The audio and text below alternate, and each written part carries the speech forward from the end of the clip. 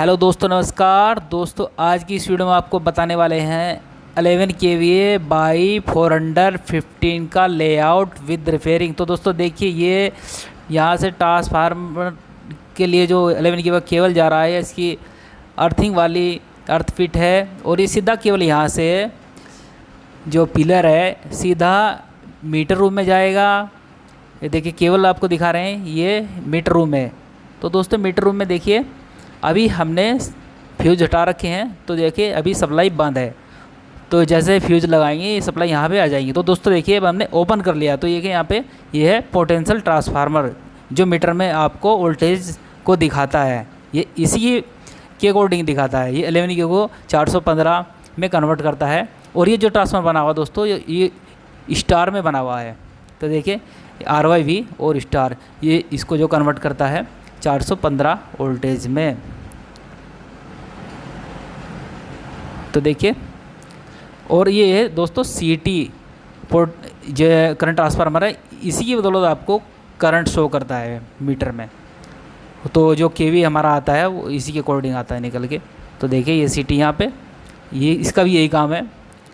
ये भी इसको जो है, ये जो CT लगी हुई है दोस्तों, देखिए यहाँ पे लिखा भी है इसका, ये 40/5 एम्पियर, यानी 40 एम्पियर जो इसके अंडर करंट फ्लो होगा उसको 5 एम्पियर में कन्वर्ट करेगा। तो सीधा इसके बाद में देखिए कहाँ जाएगा, ये आपका जो VCB है, वैक्यूम सर्किट ब्रेकर। तो ये देखें यहाँ पे चली गई है, ये यहाँ पे CT लगी हुई है। तो दोस्तों ये CT हमको चेंज करनी है। इस CT में प्रॉब्लम है, ये फट गई है। और ये देखें यहाँ पे हीटर कंट्रोल है, यहाँ पे हीटर लगे होते हैं। और ये देखिए तीनों फेस की CT यहाँ पे लगी हुई है। तो हीटर इसलिए लगा कर जब मॉइस्चर वगैरह उसको ख़त्म करने के लिए। तो दोस्तों देखिए ये तीनों यहाँ पे CT लगी हुई है। और इसके बाद में इसमें भी दोस्तों ऐसे ही पोटेंशियल ट्रांसफार्मर होता है। तो यहाँ भी पोटेंशियल ट्रांसफार्मर लगाने का जो पर्पज़ है वो देखिए यहाँ पे लगा हुआ है 11 kVA इंटू 110 वोल्ट। तो ये कंट्रोलिंग के लिए यूज़ किया जाता है। तो देखिए ये हमने ब्रेकर बाहर निकाल रखा है, जो वैक्यूम सर्किट ब्रेकर है, और ये इसका जो कंट्रोल कनेक्टर है। तो ये देखिए इसके यहाँ पे ये कनेक्टर, कंट्रोल कनेक्टर, और ये जो आपको दिखाई दे रहे हैं, ये सीधा जब इसको अंदर डालते हैं तो इसके अंदर ये कॉन्टैक्ट बन जाता है। वैक्यूम सर्किट ब्रेकर का वीडियो हमने ऑलरेडी बनाकर आपको जो नीचे तो बता देंगे। तो दोस्तों देखिए फिलहाल ये ब्रेकर ऑफ है, तो इसको मैनुअली भी चार्ज कर सकते हैं। और इसके अंदर मोटर होती है, इसको चार्ज करने के लिए 110 वोल्ट में देखिए जो इसमें लिखा हुआ है, ये सब इसके अंदर लिखा हुआ है देखिए। तो एक मोटर होती है इसको चार्ज करने के लिए, और इसको मैनुअल भी चार्ज कर सकते हैं आप ब्रेकर को। और ये हुड ड्रैगर कोई प्रॉब्लम आती है अर्थ ब्रेकर, तो इससे हो जाता है। तो देखिए नई CT हमारे पास में, अब जो वो CT ख़राब हो गई है, तीनों CT हम नई इसमें चेंज करेंगे। तो कोई प्रॉब्लम होती है अर्थ फॉल्ट, लीकेज वगैरह, तो ये हुटर जो आपको दिखाया है वो तुरंत अलार्म आ जाता है उसमें। तो ये तीनों CT हम चेंज करने वाले हैं।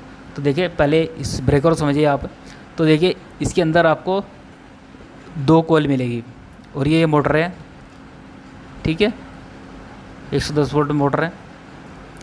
वो तो एक शंट कॉइल होती है और एक अंडर वोल्टेज, 2 कॉइल होती हैं दोस्तों। और ये दोस्तों देखें ये इसके यहाँ पे फ्यूज है,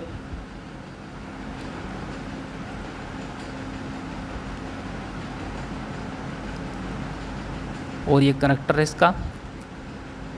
तो देखें ये आपको CT हमने उतार दिया, देखिए ये पूरी फॉल्ट हो चुकी है, यानी ब्लास्ट हो चुका है इनमें।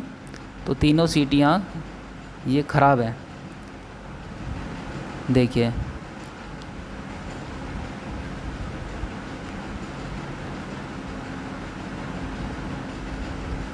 तो तीनों CT ख़राब हो चुके हैं।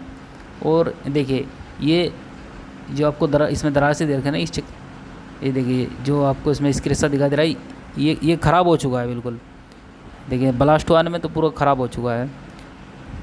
तो दोस्तों ये हमने पहले जो CT आपको दिखाई थी वो ख़राब थी, अब जो ये दिखाई दे रहा है आपको ये CT न्यू है, ये तो हमने चेंज कर दिया दोस्तों। देखिए इसका भी वही पर्पज़ है, यानी कि हाई करंट को लो करंट में कन्वर्ट करना।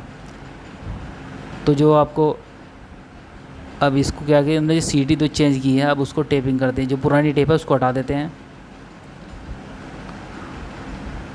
तो दोस्तों जो वैक्यूम सर्किट ब्रेकर में आपको वोल्टेज और एम्पियर दिखा देगा, वो पोटेंशियल ट्रांसफार्मर और ये CT उसके अकॉर्डिंग ही आपको दिखाई देगा ब्रेकर में। तो देखिए तीनों सीटी हमने चेंज कर दी है। देखिए दोस्तों तीनों न्यू सीटी हमने लगा दी है इसमें।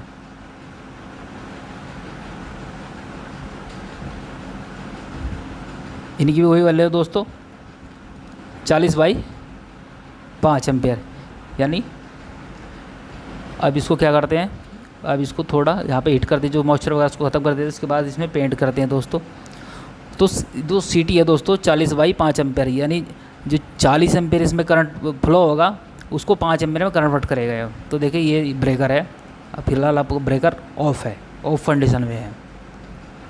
तो देखिए अब ये ब्रेकर के अंदर जो कॉन्टैक्ट है वो जो हमने पहले दिखाया था। अब हमने क्या किया दोस्तों, इसमें स्प्रे मार दिया, यानी पेंट मार दिया। अब देखिए जो मीटर वाला है उसमें भी स्प्रे मारेंगे। मैं आपको जो ये दिखाई दे रहा है ये बुलबुले उड़ते हैं, स्प्रे के उड़ रहे हैं दोस्तों। जो प्रेशर वाला स्प्रे होता है स्प्रे पेंट, उसका जो दिखाई दे रहा है आपको। तो इसमें स्प्रे मारा है हमने मॉइस्चर वगैरह हटा के। अब तो दोस्तों देखिए एक कंट्रोल वोल्टेज होती है इसमें, जो एक्जुलेटरी सप्लाई होती है उसकी वो अलग से दी जाती है, जो आपको दिखाई दे रहा है। इसको कंट्रोल सप्लाई दी जाती है इसको होल्ड करने के लिए। तो अब देखिए ये ब्रेकर आपको ऑन दिखाई दे रहा है ना, ये चार्ज हो गया। तो मैनुअली भी चार्ज कर सकते हैं आप इसको, और मोटर के द्वारा भी इस पर चार्ज करना। तो अब देखिए यहाँ भी आपको वोल्टेज दिखाई दे रही है, क्योंकि हमने फ्यूज़ लगा दिए। पहले थी कंडीशन वो फ्यूज़ हटा रखे थे, तब इस पर हमने काम किया, फ्यूज़ लगा दिया। अब यहाँ पे वोल्टेज पहले मीटर इसमें आएगी वोल्टेज, जो ये आपको मीटर दिखाई दे रहा है। इसके बाद ही वैक्यूम सर्किट ब्रेकर में वोल्टेज आएगी जिसको चार्ज करेंगे। यहाँ के बाद अब देखिए इसकी जो आपको डिस्प्ले वो दिखाई दे रही है। तो सब इसमें जिसके फंक्शन वो चालू हो गए हैं। तो आपको ये डिस्प्ले दिखा दे रही है इसकी, ये मीटर है और वोल्टेज। और ये देखें दोस्तों इसकी HMI। अब दोस्तों इसके बाद में देखिए ये ट्रांसफार्मर 500 kV का ट्रांसफार्मर दोस्तों। इसके जो 11 kV वहाँ से आएगी, यानी जो वैक्यूम सर्किट ब्रेकर है वहाँ से जो आएगी, अब ये इनपुट आएगी 11 kV ट्रांसफार्मर के अंदर, जो इसकी प्राइमरी है। अब सेकेंडरी की तरफ जाइए, तो भी सेकेंडरी की तरफ देखिए, तो देखिए आपको दिखा देगा इसका जो क्या कितना kVA का कितना लोड देते हैं, कितनी कैपेसिटी, सब इसमें लिखा हुआ है। अब देखिए अभी देखिए 500 kV का ट्रांसफार्मर है। तो ये जो साइड है इसकी, ये आउटपुट है इसकी, ठीक है दोस्तों। तो यहाँ पे हमें 3 फेस और न्यूट्रल मिलेगा। अब देखिए इसके कुछ सेफ्टी भी है इसके, देखिए सेंसर है, और यहाँ पे ये मीटर है, ये सेंसी पॉइंट है, और वो जो ब्रीदर है, तो ये सब इसके पॉइंट है। तो इसके बाद में दोस्तों ये PCC कंट्रोल पैनल है। तो यहाँ पे वोल्टेज आएगी, देखो जो ट्रांसफार्मर की सेकेंडरी से वोल्टेज आएगी यहाँ पे आएगी। देखो तीनों फेस आ गए यहाँ पे। अब दोस्तों इसमें ऐसे ही ब्रेकर होगा, देखिए ब्रेकर है। अब देखिए इसको जैसे ऑन करेंगे हम तो ये ब्रेकर ऑन हो जाएगा। तो फिलहाल ऑन कंडीशन में है ये। तो देखिए 800 एम्पेयर का ब्रेकर है, ठीक है दोस्तों।